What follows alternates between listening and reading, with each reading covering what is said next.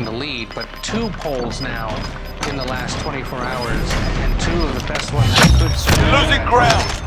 Showing that the president Recon is intel secured. slipping Solid further work. and further behind Biden in a state he absolutely would need in his column, most likely on election night, if you want to go back to 2016 map and try to match the coalition there that he won. If he loses Wisconsin, it's probably a good sign that he's losing other similar states of sort of the big 6 battlegrounds right now, and it could lead to a very bad night for the president. So, you know, they have been putting him on the road and in specific states that they believe are critical to his reelection. Look at where he's been just in the last few weeks. Arizona, a key part of Maine, where they split their electoral votes by congressional districts. He went to the congressional district that he won in 2016. Today it's Wisconsin. He's been in Michigan. And it's because if he can't win those states again, it's lights out for him come November. Well, Liz, you have a recent piece in the Boston Globe that looks at the president's disconnect on the coronavirus and how that is playing into his election messaging as a disconnect, quote unquote. What Gas is is the moving president's in. messaging New safe when zone it comes to located. COVID-19? Yeah, so from the beginning, the president has really downplayed the threat of COVID-19. I think that's fair to say. He compared it to the seasonal flu for a long time until, he sort of took a more serious tone on it when cases started multiplying. But even then, his administration has declared victory a lot of times, but like 10 that more people would die. But I think Enemy UAV.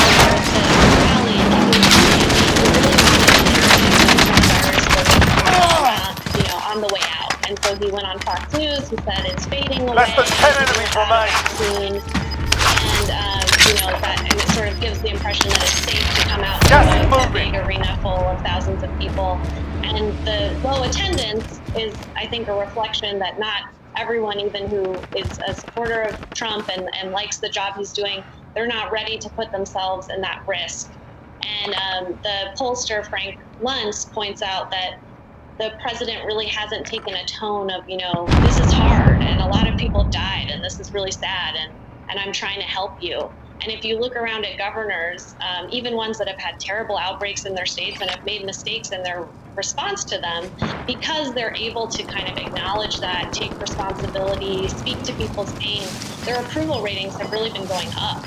And the only leader who seems to not be getting that bump right now is President Trump. Which is obviously not good for his chances. Gas is inbound. Marking new safe zone.